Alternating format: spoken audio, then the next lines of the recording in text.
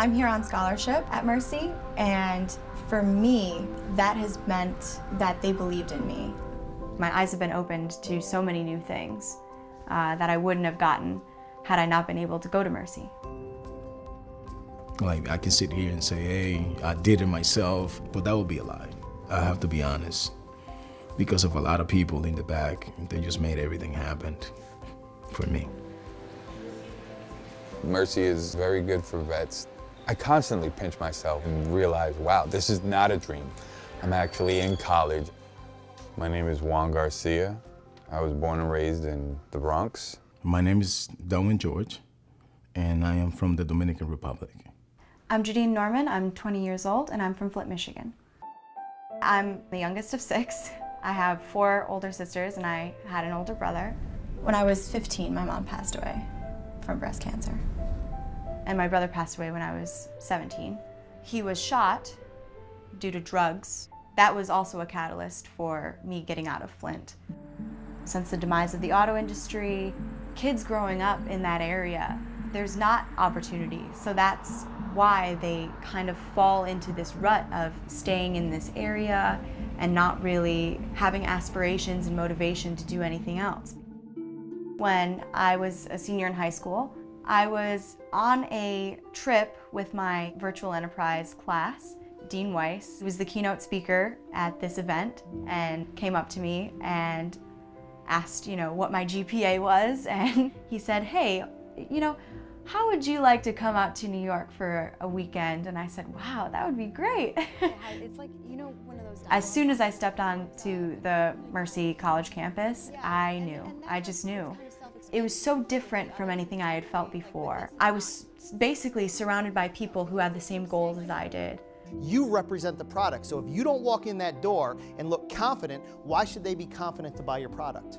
I find business to be appealing because I can use my skills and work with people to achieve their dreams and aspirations, or a corporation's dreams and aspirations. I really like risk management. I'm the first in my family to go to college, and I'll be the first to graduate college.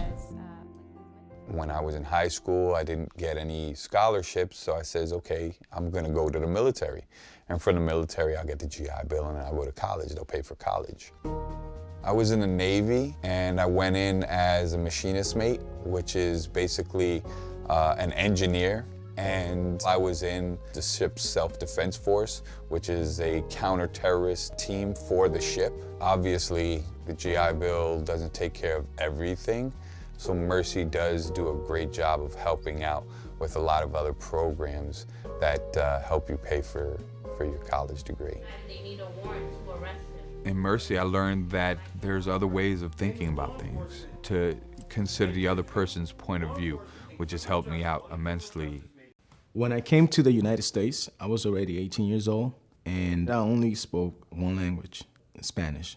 I had a professor at Mercy. He said to me, every word that you learn, you have to repeat it 36 times. So that's what I would do. This is my father. My father brought us here so that we can have a better future, better opportunities, so that we can create value. But unfortunately, I lost my father.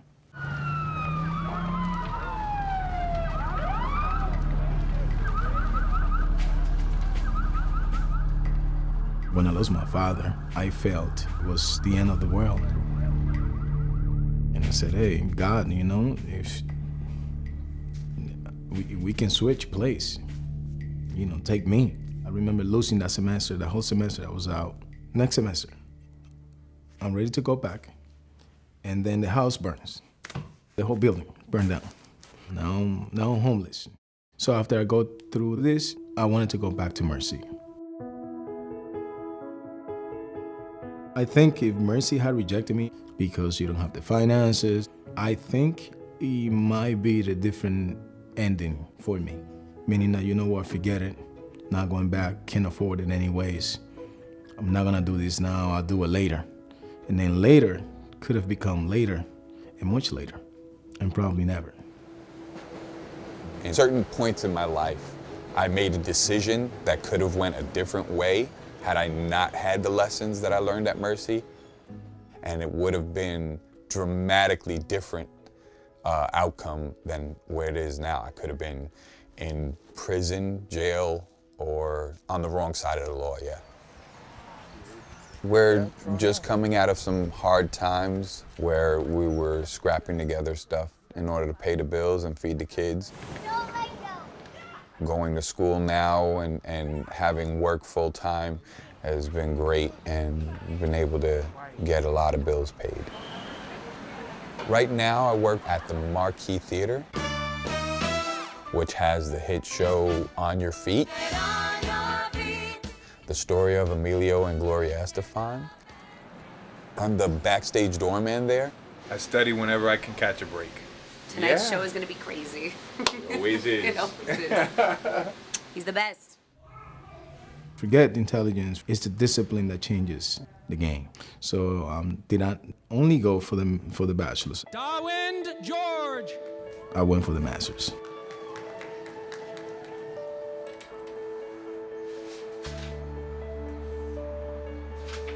So, can you file your taxes online or in the mail for free? Okay. We're gonna assist you in everything. A couple of my professors recently asked me if I would be interested in becoming a professor at Mercy. I'm thinking, you know, why not come back and teach here and give back and help the students that are coming up learn the lessons that I learned. Yeah, Professor Garcia, that would be interesting. There's always the question, can I make it in New York? Do I fit in here? I think that struggle is every day, is a constant struggle. So, you got class today then, right? Yeah, and at that point I call my dad. So, how are you? I'm doing fine. And he tells me, yes, buck up. I am so proud to be your father. Not many people get to leave something on this earth as good as what I think I'm gonna leave. I love you. I love you. It's kind of like a tree, you know, if you go wherever the light goes, and coming out here pushed me to bloom into something that wouldn't have been possible otherwise.